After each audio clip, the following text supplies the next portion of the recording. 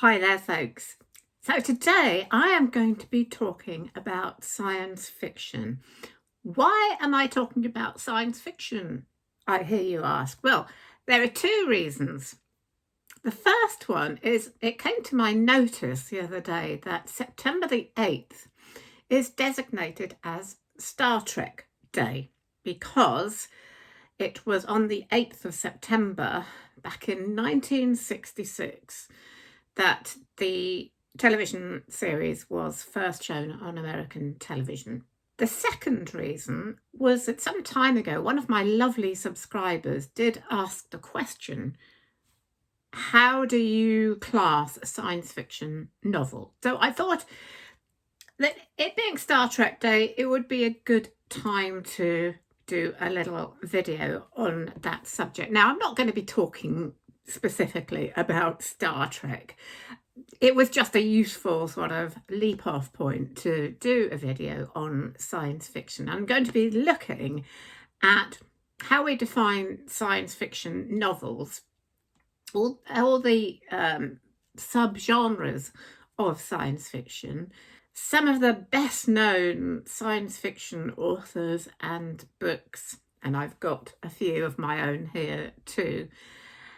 And I'll also touch on where we draw the line between science fiction and fantasy. Well, I'm going to enjoy this one. I hope you do too. So let's get onto it. So what defines science fiction? Well, the great science fiction novelist Isaac Asimov once said, science fiction can be defined as that branch of literature which deals with the reaction of human beings to changes in science and technology. So basically, it's about how people respond to various different innovations, experimentations in science. Covers quite a wide range of genres when we look at it. Some of the main definitions of science fiction are, of course, science and technology, space exploration, time travel, parallel universes, and, of course, extraterrestrials. But we can also expand those subgenres into more subgenres, and I'll have a look at those in a minute. And of course, there is a big crossover into the fantasy genre. A lot of science fiction can also be classed as fantasy, but of course not all fantasy can be classed as science fiction. We'll have a look at that as well in a minute. Let's just have a brief look, very brief, I promise, at the history of science fiction, because there's a lot of actual disagreement as where science fiction kind of started.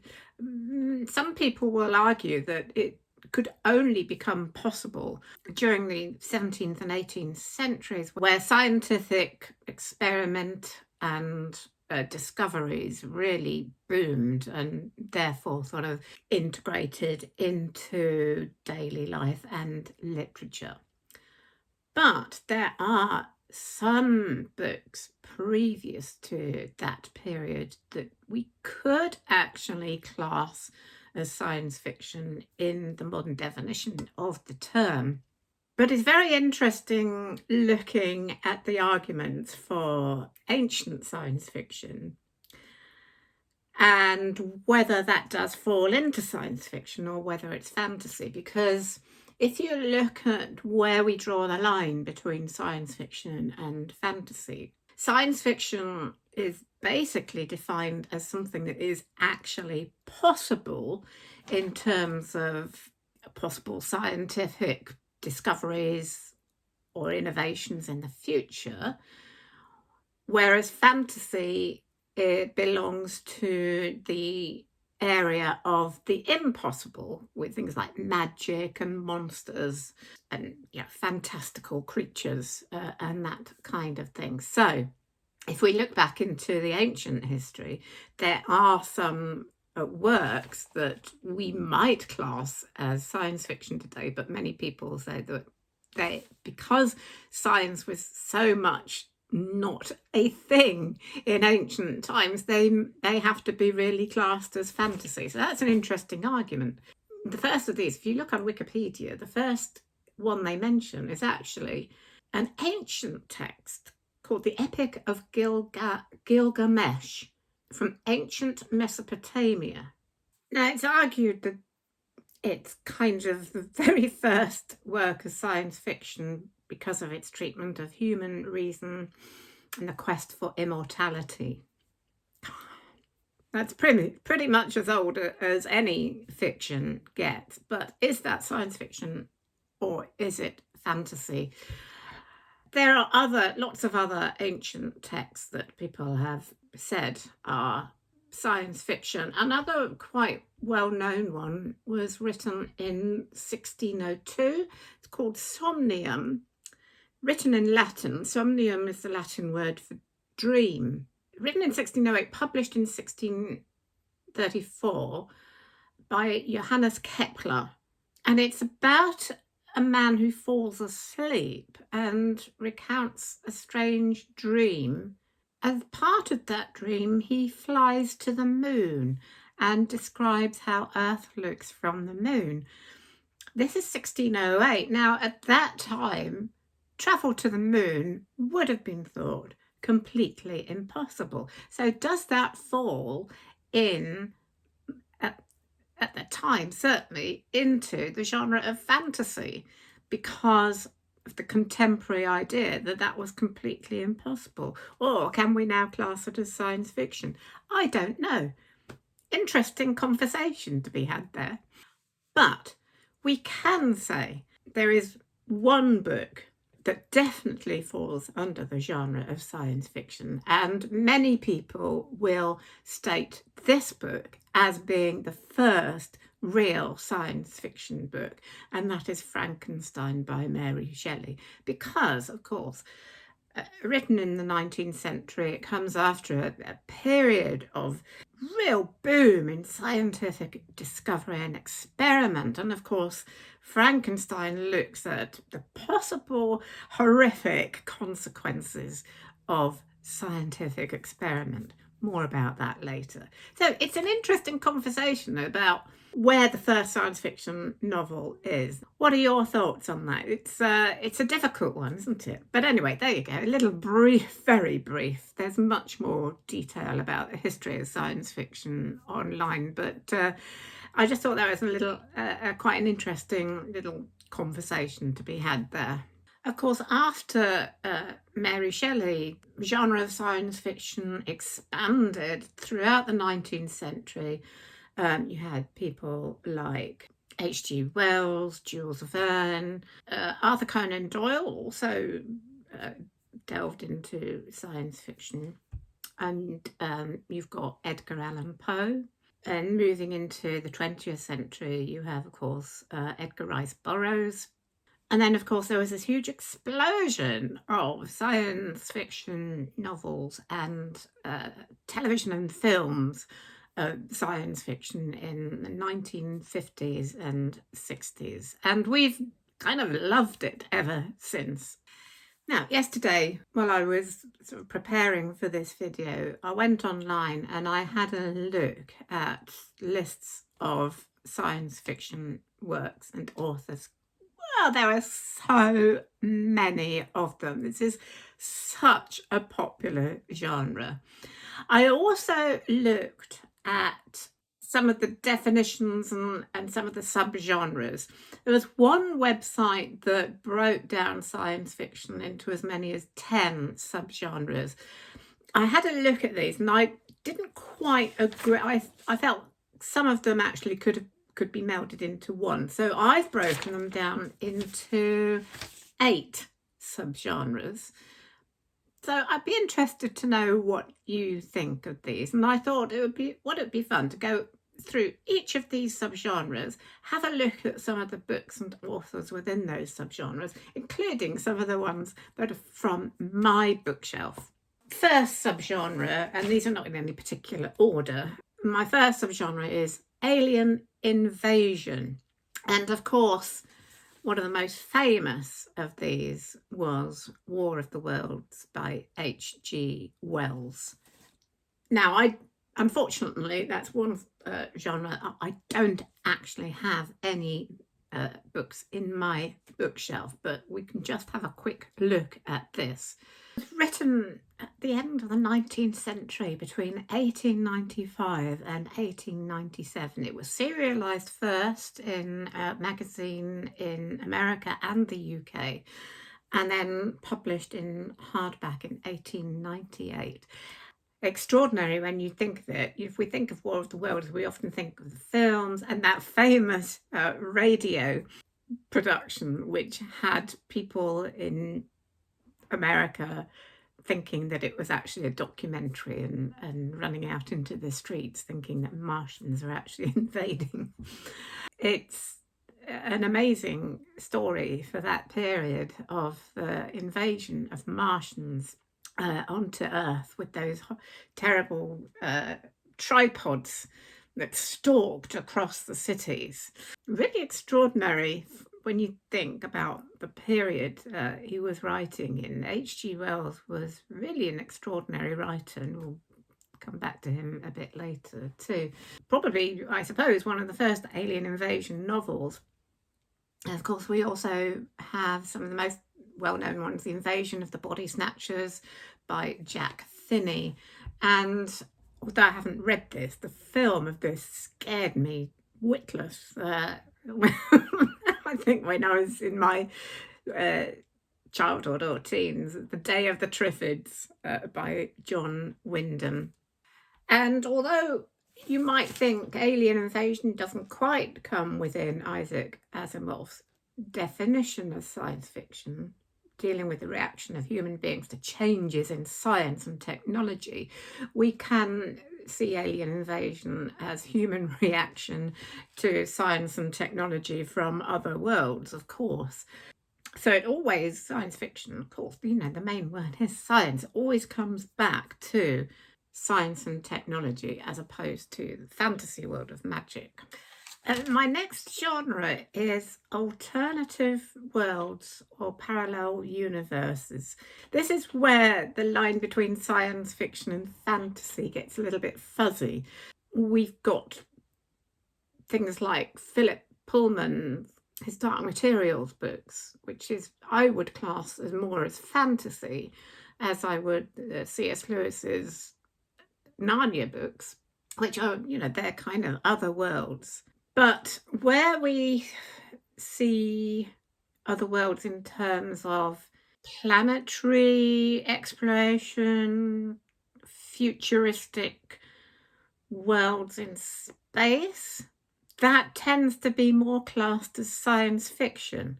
I suppose because it has that extra definition of what's possible rather than what's impossible. It's a very fine line in this subgenre, I think. And of course, many books fall, you can place them in both genres.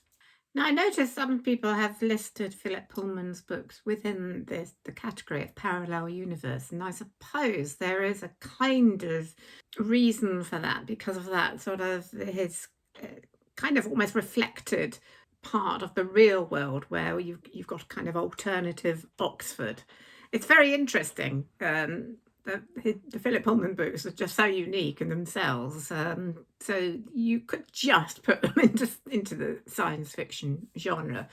But I think one of the most interesting books I read over the last few years was Ursula Le Guin's The Left Hand of Darkness, which does not include Earth as part of the if you like, landscape of the world, but it is set in a kind of parallel universe of planets, and this one in particular is set on a planet where there is no gender, and it kind of explores that through the eyes of a visitor to that planet who has to kind of make his way in this strange wintry world.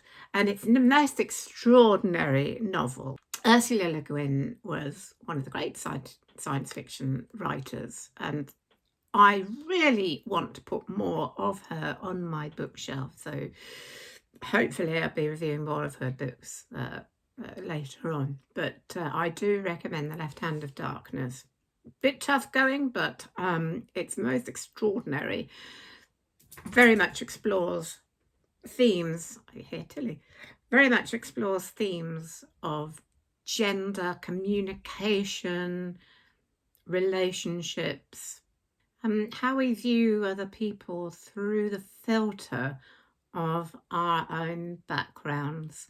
Very interesting novel. Really recommend it. Here she is, my little dog. I called her and she came. Say hello, Till. Nope. There we go. Yes. It's nearly lunchtime. What do you think of that? Oh, yeah. Yeah. My third category is books mainly about robots, androids, and AI. I don't have any of these in my bookshelf. Of course, a lot of science fiction books have robots and androids and cyborgs as part of their main story, but there is a whole subgenre which looks at the consequences of the technology, of robotic machinery, etc. I have seen a couple of really good films. One of those is I, Robot, based on the story by Isaac Asimov, of course. But the 2004 film was amazing, starring Will Smith, of course. And also another film, not quite as well known, was Ex Machina. That's an amazing film. Other well-known books I'd certainly like to read. There's one by Philip K. Dick called Do Androids Dream of Electric Sheep? The Robots of Dawn, again by Isaac Asimov. There's one by Ian McEwan, Machines Like Me. It looks interesting. There are lots. There are just lots. So definitely, robots and artificial intelligence definitely comes under science fiction. My fourth category, I kind of brought two into one here because the website I looked at saw these as two categories, and it's dystopian and post-apocalypse. I think we can look at that as kind of one category because I think, a lot of those will meld into the two. And there are loads in this category. Dystopian, post-apocalypse books seem to be really, really popular. And of course, we can include books like 1984 by George Orwell, Brave New World by Aldous Huxley, The Hunger Games, Suzanne Collins, The Handmaid's Tale by Margaret Atwood. Of course, I haven't read that, but I did see the wonderful television series. But also, I would include this book, Never Let Me Go by Kazuo Ishiguro, which is, although it's kind of meant to be contemporary, it's kind of a skewed dystopian look at a possible contemporary world where a group of students are kind of growing up in a strange place. We're not absolutely sure what's going on until towards the end, so I can't say much, but it's the most extraordinary, it really is the most extraordinary novel. It was shortlisted for the Booker Prize in 2005. Definitely one to put on your list if you've not read this before. Other books in this genre, Fahrenheit 451 by Ray Bradbury. Got Lord of the Flies by William Golding on this list, I suppose, yes. Ready Player One, again, really enjoyed the film. The book is by Ernest Cline. Slaughterhouse-Five by Kurt Vonnegut Jr. Lots of the dystopian ones that fall into other subgenres as well. But yeah, that's a very, very popular genre, the dystopian or post-apocalypse type novel. My next subgenre is space travel and exploration. Of course, very futuristic stories based on ventures out into the universe. And of course, we include the television series Star Trek in this. But in terms of books, one that was made into a really good film is The Martian by Andy Weir. But I have two on my bookshelf. And of course, the great series by Douglas Adams, The Hitchhiker's Guide to the Galaxy, and its other books, including The Restaurant at the End of the Universe, of course, is a very, very funny series about a human who goes off on a spacecraft when Earth is destroyed to make way for a super space highway. He travels about in space and in time, actually, so it comes within time travel as well, this one. But really, really funny, great stories. And also, I have C.S. Lewis, Out of the Silent Planet, better known, of course, for his children's stories about the fantasy world of Narnia, but he wrote several adult science fiction stories. And this is the first in the trilogy. I've read this one, I haven't read the second, and I have the third one in my bookshelf. So I really need to get the second one before I read that third one. And it concerns space abduction. So the main character, Dr. Ransom, is abducted by aliens and taken to the planet they call Malacandra, which is in fact Mars, where he finds out they are plotting to plunder the planet's treasures and offer him up as a sacrifice. So great book, loved it. So I'm looking forward to reading the rest of that trilogy too.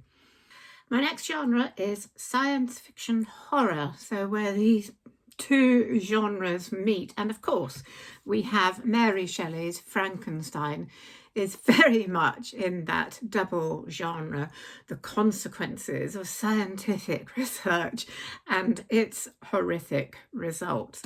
Written in a time when a lot of Victorians were worried about science exploration, experimentation, etc. And of course, included in this genre is the novella Dr. Jekyll and Mr. Hyde, which again, kind of, it's more psychological perhaps, but it does involve scientific experiment as well. So those are two classic science fiction horror books. And of course, we also have a lot of Stephen King books fall into this genre. Other books, there's so many. Jurassic Park could be classed in this subgenre. Again, consequences of science. A lot of science fiction horror is when scientists kind of overreach themselves and go too far. I Am Legend by Richard Matheson. The Tommyknockers by Stephen King comes up a lot in a lot of these science fiction genres. So again, you could also include books like The Day of the Triffids in this one as well. So there we go. Another really popular subgenre of science fiction horror. And next, of course, we have time travel, which, of course, again, kind of could fit into fantasy, but it's that area of science where there is a possibility, a futuristic possibility of time travel that really falls under science fiction. And of course, the classic time travel book it's another H.G. Wells book, of course, The Time Machine, written again in the late 19th century. I have read that. I don't think I've got a copy, about a scientist who invents a time machine and travels into the very, very far future where human beings have evolved into these two opposing types of creature. Other well-known books in this genre, of course, Outlander by Diana Gabaldon, which was made into a really good television series. A Wrinkle in Time, Madeline L'Engle, of course, The Time Traveller's Wife, which I've talked about a lot. I didn't actually get it. I do have it. I didn't actually get it out for this list. By Audrey Neffenegger, about a man who travels in time within his own lifetime. Extraordinary premise, and how it affects his relationship with his wife. Really interesting novel, that. Oh, Mark Twain, there's an old one, yes, a Connecticut Yankee in King Arthur's court. One I absolutely loved that I read within recent years, and I've talked of before, is this book, Time and Time Again by Ben Elton, about a man who is kind of employed to go back in time to try and prevent the First World War. And it's various attempts at that. And it's got lots of twists and turns. It's absolutely fabulous book by Ben Elton, one of our great television writers and comedians. I really want to read more of his books. Now, I'm going to do something now which I don't usually do, and I'm going to talk about one of my own books just very briefly, because in my last book I did venture into the subject of time travel, and I'm currently writing about time travel again. But my last published novel was Dark River, which is set around the Thames and its history, and explores different time periods around the Thames, with the main character also exploring her own inner world as well. So just a little bit of a plug for my last published novel, which does get into time travel at one point in the book. There's so many books that go into time travel. It seems to be something that we have a real fascination for. And I love it, the idea of going back in time, or meeting your ancestors, or going back to your favourite moments in history. It's just something that we just seem to love the idea of, or going forward and seeing what life is like in the next century or beyond. Yeah, so many. I could go on and on and on about all the time travel books, but that's a great genre. And lastly, my last subgenre is a much more modern genre of science fiction, and it's called cyberpunk. And it's where advancements in technology meet decay of the social order. And there's quite a few within this. Ready Player One, of course, falls within this category. Great film. I wouldn't mind reading the book. The Minority Report by Philip K. Dick, Necromancer by William Gibson, Snow Crash, Neil Stevenson, and also Do Androids Dream of Electric Sheep appears to fall in this category, Philip K. Dick. There's a writer I'd like to get into. But one book in this category that I never thought I would like, and I absolutely loved it, was Little Brother by Cory Doctorow. It's about a group of teenagers, basically, who are real computer nerds. But when there's a terrorist attack on San Francisco, he and his friends are apprehended and imprisoned and interrogated. He discovers that when he's released, that the whole city has become a police state. Of course, because they're young, nobody will believe their story, and they have to do something themselves to actually bring down the system. I really did not think that this was going to be my kind of book. I could not put it down, seriously. So thrilling, a real page turner. Very exciting. I highly recommend this one.